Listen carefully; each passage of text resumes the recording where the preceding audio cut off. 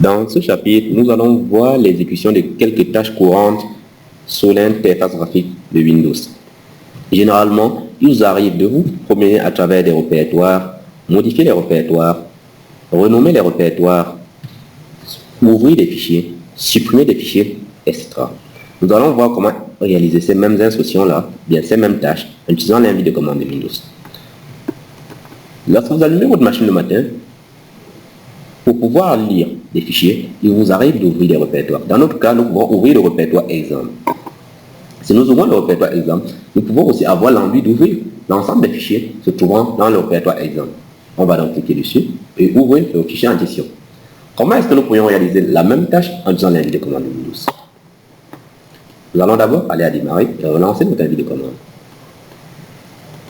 La première des choses qu'il va falloir que nous fassions est de nous poser au niveau du répertoire exemple. Pour ce faire, il va falloir trouver l'instruction idéale. Nous allons taper la commande L afin d'avoir les informations et regarder parmi les instructions internes ou les commandes internes de Windows la commande qui irait le mieux. Donc, nous avons là la commande CD et CHDR qui permet de modifier ou afficher le nom du répertoire. CD, modifier le répertoire ou afficher le répertoire en cours. Nous allons essayer d'en savoir plus sur cette commande en tapant l'instruction L espace la commande en question.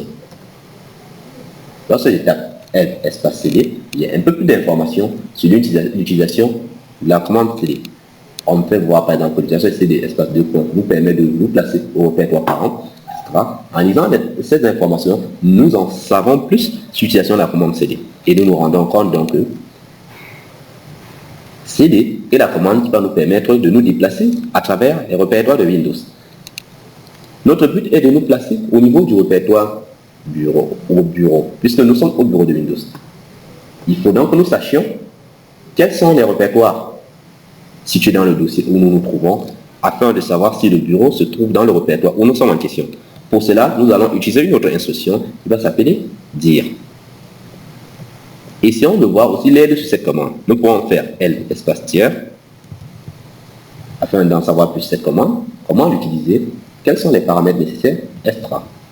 Ou nous pourrions taper simplement dire / point d'interrogation qui revient à faire L espace nom de la commande sur l'invite de commande Windows. Nous allons donc essayer de voir les répertoires présents dans les dossiers présents dans le répertoire administrateur. Il y a les fichiers présents. Là, nous nous rendons compte que nous avons le répertoire courant lui-même. Le point représente le répertoire administrateur lui-même. Le 2 points représente le répertoire Document and Setting. Bureau représente un dossier présent dans le répertoire administrateur. Favori, menu démarrer, F3. Nous nous rendons compte que notre dossier bureau se trouve dans le dossier administrateur. Nous allons donc essayer de nous positionner au bureau avant d'aller ouvrir le répertoire exemple. Pour nous positionner au bureau, nous allons utiliser l'instruction CD, espace bureau. Et là, nous sommes maintenant au niveau du bureau de Windows. Si nous tapons là dire, nous nous rendons compte que tous les répertoires et fichiers qui sont présents sur le bureau de Windows s'affichent désormais au niveau de notre invite de commande. Nous avons là le fichier NSA Combat, le répertoire exemple, le répertoire Netcat, le répertoire Hydra, qui sont en fait l'ensemble des éléments présents ici à notre bureau. Pour entrer dans le répertoire EXO 1, nous allons faire pareil, CD EXO 1. Et là actuellement, nous nous retrouvons au niveau du répertoire EXO 1. Et comme vous vous rendez compte, le fichier, le répertoire EXO 1 autant pour moi, est entièrement vide. Mais par contre, malgré qu'il soit vide, s'il nous affiche les deux éléments qui sont point et 2 points. Comme je vous l'ai dit, le point représente le répertoire où nous sommes situés actuellement et le 2 points, le répertoire parent. Si nous voulons quitter de EXO 1 pour revenir au bureau de Windows, nous pouvons taper directement CD. 2 points qui veut dire le répertoire parent EXO 1 était en bureau, nous revenons au bureau de Windows. Si nous voulons revenir aussi au répertoire parent du bureau, nous pouvons taper CD 2 points. Si nous voulons quitter le bureau pour aller au répertoire de administrateur pour aller au répertoire EXO 1 directement, nous pouvons directement taper CD pour dire répertoire où nous sommes, c'est-à-dire EXO 1, / bureau slash exo 1 et directement nous nous retrouvons au répertoire exo 1. Ça c'était pour ce qui est de se déplacer à travers les fichiers et les répertoires avec l'instruction CD.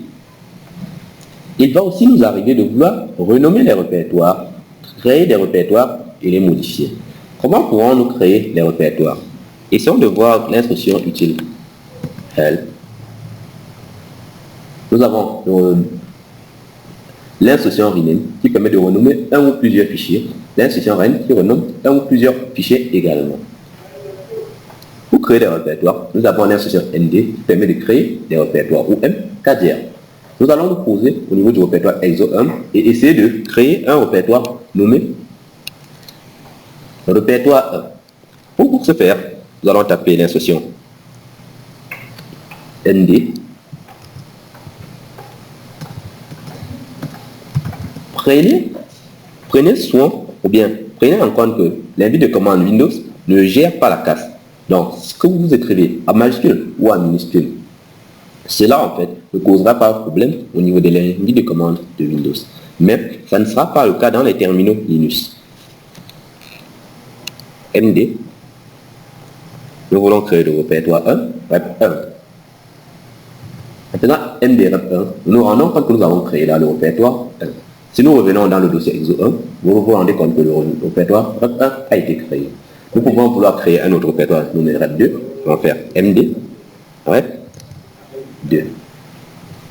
Nous pourrions vouloir créer le répertoire rep 2, rep 3, rep 3, rep 4, rep 5. On va mettre MD rep 3, rep 4, rep 5.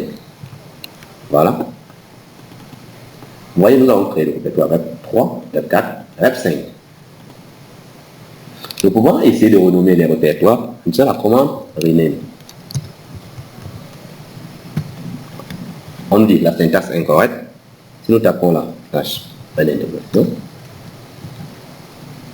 nous obtenons en fait de l'aide sur l'utilisation de la commande rename. Nous allons mettre rename. Rem, évidemment, simplement. Le fichier dont nous voulons, ou bien le répertoire dont nous voulons modifier le nom, c'est rep 2, rep 1, et nous voulons renommer cela en quoi? En répertoire. Nous renommons rep 1 en répertoire 1. Et une fois que nous avons saisi, si nous tapons l'instruction dire, vous vous rendez compte que le répertoire rep 1 n'existe plus, mais nous avons plutôt le répertoire 1. Alors, répertoire 1, rep 2, rep 3, rep 4, rep 5. Pareil, vous pouvez renommer le répertoire rep 2 en utilisant rename, rep 2, espace, espace, dossier 2. Pour effacer l'écran, on va utiliser l'instruction CLS. Si nous tapons dire, vous vous rendez compte que nous avons dossier 2, rep 3, rep 4, rep 5 qui existe. Nous venons de voir comment se déplacer à travers des dossiers Windows, comment modifier ou comment renommer les répertoires. Il peut aussi nous arriver de vouloir supprimer l'un de ces répertoires. Essayons de voir l'instruction idéale. Faire help, monter au-dessus. Nous aurons l'instruction. Nous avons del qui supprime un ou plusieurs fichiers.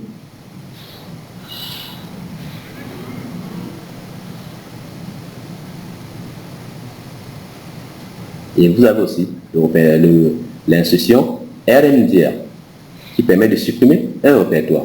Pour supprimer un répertoire, nous allons essayer donc d'utiliser l'instruction rmdir. Mode directory. On va taper rmdir en interrogation afin de voir. Nous allons essayer de voir de l'aide sur la commande rmdir et essayons donc de supprimer le répertoire rep 3. On va taper rep rmdir 3. Voilà, le dossier a été supprimé. Si nous tapons dire, vous vous rendez compte que le répertoire REP 3 n'existe plus. Si nous voulons utiliser plutôt l'instruction del, nous pourrions aussi taper, essayer de voir cette instruction-là. Del permet de supprimer des fichiers. Il est similaire à l'instruction erase. Comment est-ce qu'il va s'utiliser? On vous dit del non va spécifier, del avec le paramètre non va spécifier une liste. En fait, une fois que nous avons utilisé l'instruction del et le nom, ou bien le paramètre non,